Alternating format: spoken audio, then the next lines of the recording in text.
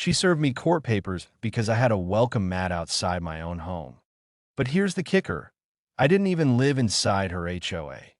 Karen, the self-appointed neighborhood tyrant, wanted complete control over everyone's property, even mine, acres away from her community gates. But when she sued me for violating her community standards, she had no idea who she was messing with, or that I'd uncover a secret that would completely ruin her.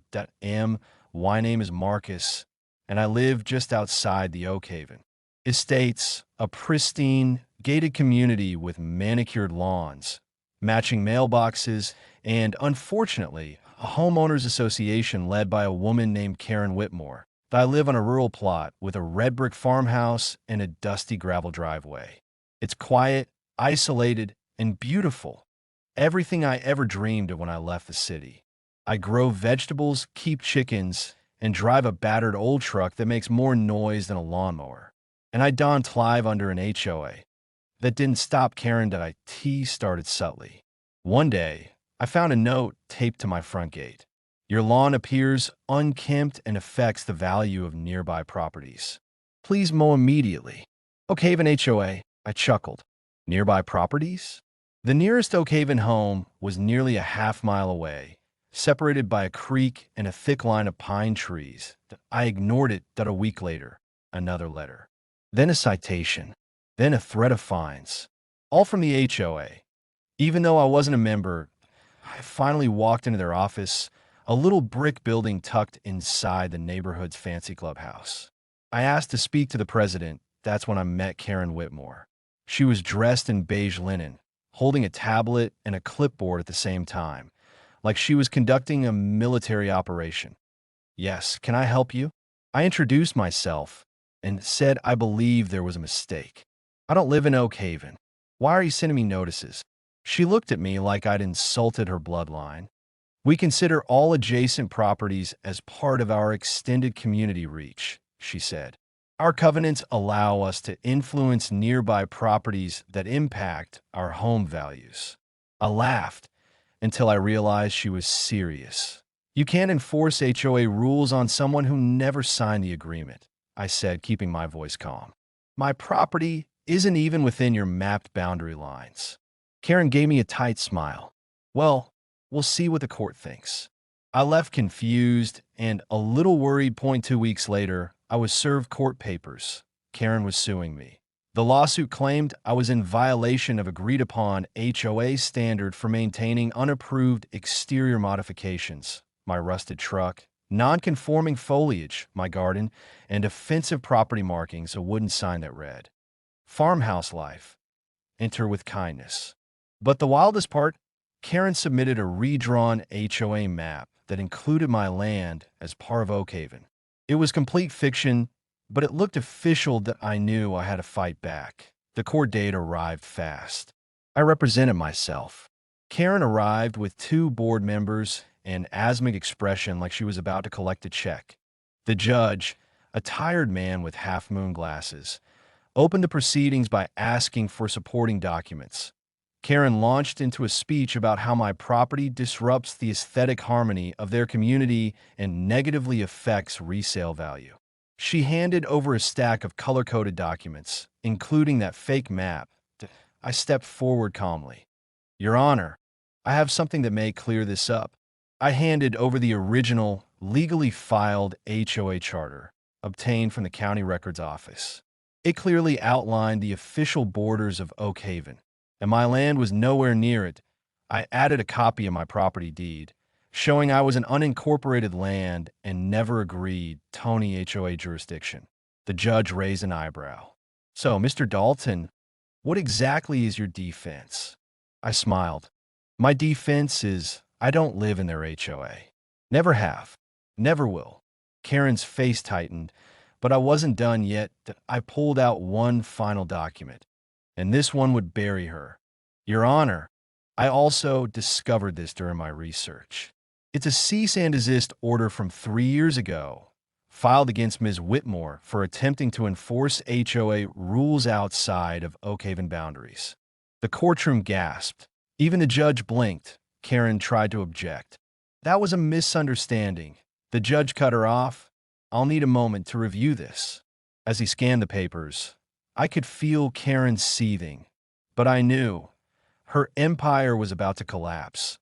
The judge looked up slowly, folding his hands together on the bench. Ms. Whitmore, did you disclose this prior cease and desist to the court when you filed this case? Karen's eyes darted like she was scanning for an escape route. No, Your Honor, because it was irrelevant. I'll be the judge of what's relevant, he snapped, Karen's mouth clamped shut. Her two board members shifted uncomfortably beside her. I could feel the tide turning. The judge leaned back in his chair, flipping through the original HOA charter and comparing it to Karen's fake map. I see no legal precedent, none, for enforcing HOA rules on a property clearly located outside the association's boundaries, he said, and altering documents to imply otherwise. That borders on fraudulent misrepresentation. Karen's face went pale. He turned to me. Mr. Dalton, I'm dismissing this case, and I strongly suggest you consider filing a counterclaim for legal harassment or damages. I nodded. I was already planning to. The gavel came down hard. Case dismissed, but it wasn't over. Not by a long shot. As I exited the courtroom, one of the board members, a middle-aged man with graying hair and tired eyes, caught up to me in the hallway. I'm sorry, he said. I didn't know she faked the map. I thought you really were in the HOA. I could tell he was sincere. She told us you were violating board rules and damaging the community's reputation. That shows she got us to sign off on the lawsuit. I paused. She manipulated her own board? He nodded. And not just with you. There's been others. That's when it clicked. Karen wasn't just drunk on power. She was addicted to it. And anyone within reach of her perfect neighborhood became a target. I shook his hand and told him to stay in touch. I had a feeling I'd need his testimony later. Back at home, I got to work. First, I contacted the local news. Then I uploaded a video online, telling my story in full detail, complete with screenshots of the lawsuit, the fake map, and the judge's ruling.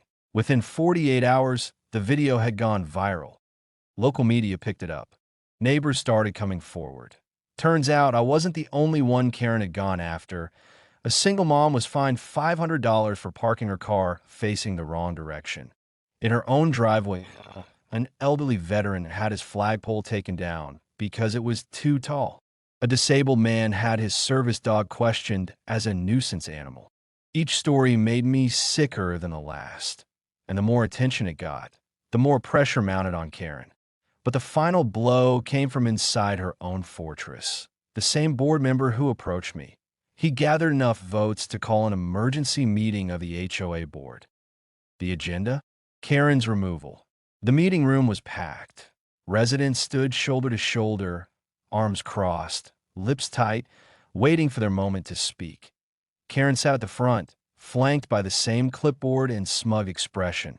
Until the testimonies began one by one, people shared how she had weaponized the HOA against them. Fines, intimidation, fabricated rule violations, harassment. That I stood up last. I don't live in Oak Haven, I said.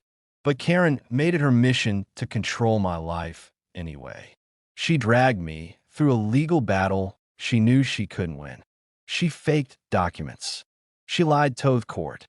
And she humiliated this entire neighborhood in front of the world. Silence. Then the board chair stood. All those in favor of removing Karen Whitmore as HOA president, hands shot up across the room. The vote wasn't even close. Karen stormed out, face red, muttering something about legal retaliation and ungrateful neighbors. But it was over. She had been dethroned. In the weeks that followed, Oak Haven began to heal. The new HOA president reversed every one of Karen's bogus fines. They installed community feedback boxes. And they even invited me to speak at their next event that I politely declined. I had chickens to feed. But I smiled, knowing that truth had won. Not because I shouted louder, but because I stood firm. And Karen, well, last I heard, she tried to join another HOA board, but no one wanted her. Not even them. If this story made your blood boil, or if you've ever had to face off against an unjust HOA. Make sure to subscribe to our channel. We bring you powerful, real-life inspired stories every single day with emotional twists that'll keep you hooked. Turn on notifications. You don't want to miss the next chapter of justice.